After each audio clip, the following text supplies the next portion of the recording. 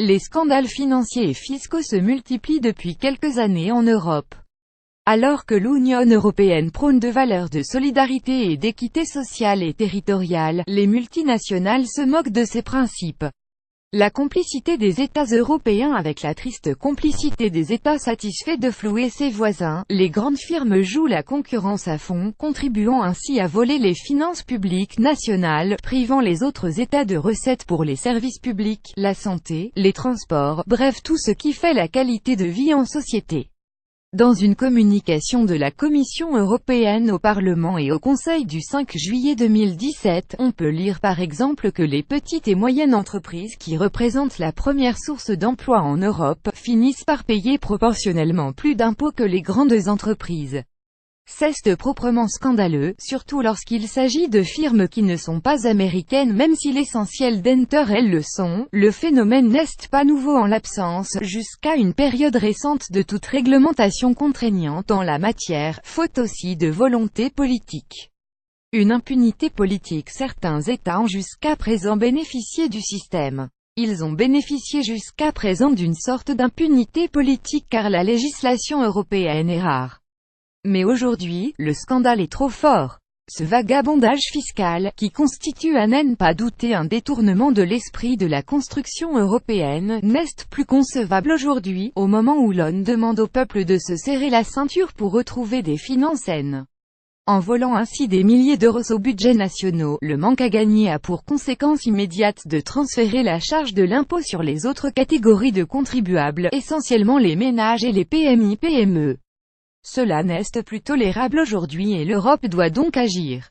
Elle l'a fait récemment avec le vote de 2 directives dont l'une sur la coopération administrative et l'assistance mutuelle entre les États pour permettre une transparence au regard notamment des impôts payés dans un État et le niveau de leur chiffre d'affaires dans ce pays.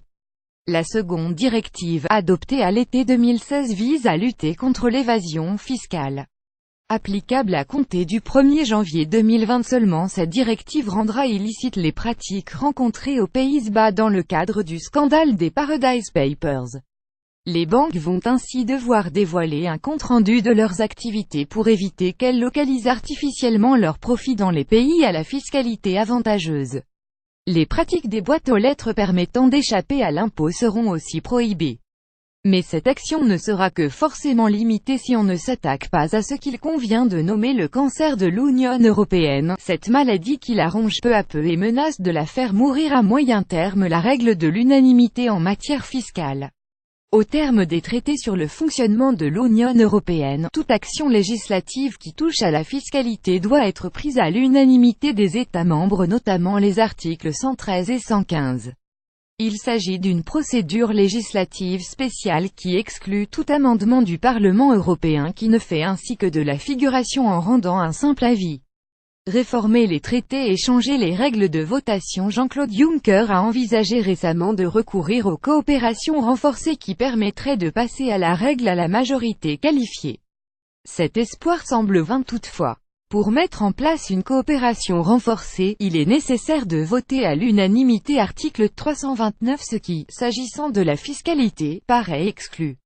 Nous sommes aujourd'hui, toute proportion gardée, dans la situation de blocage qu'a connue l'Europe lors de la politique de la chaise vide pratiquée par le général de Gaulle entre l'été 1965 et le mois de janvier 1966. Le compromis de Luxembourg qui a imposé de facto l'unanimité sur les grandes décisions de l'Europe, a conduit à un naufrage qui a failli la faire chavirer. En 1982, face au danger, l'Europe a fini par abandonner cette règle. Aujourd'hui, il est clair que si l'Union européenne ne relève pas ce nouveau défi, elle ne parviendra pas à rétablir cette indispensable équité fiscale et sociale. Il en va de la préservation du contrat social, celui qui nous unit pour la vie en société. Par suite, il n'y a pas de choix, un nouveau traité s'impose qui devra instaurer la règle de la majorité qualifiée dans certains domaines touchant à la souveraineté de l'État, dans le domaine fiscal en premier lieu. Le Parlement européen serait pleinement associé au vote de la législation fiscale. Si la refondation de l'Europe voulue par Emmanuel Macron doit avoir un sens, elle trouvera là toute sa portée utile. Il y a urgence. Lire aussi Jean-Jacques Hano épinglé à son tour dans les Paradise Papers. Shakira place plus de 30 millions d'euros de droits d'auteur à Malte. Pourquoi on n'est toujours pas venu à bout des paradis fiscaux? Jean-Baptiste Duval pour suivre les dernières actualités en direct sur le HuffPost. Cliquez ici tous les matins. Recevez gratuitement la newsletter du HuffPost. Retrouvez-nous sur notre page Facebook. À voir également sur le HuffPost. Envoyez une correction.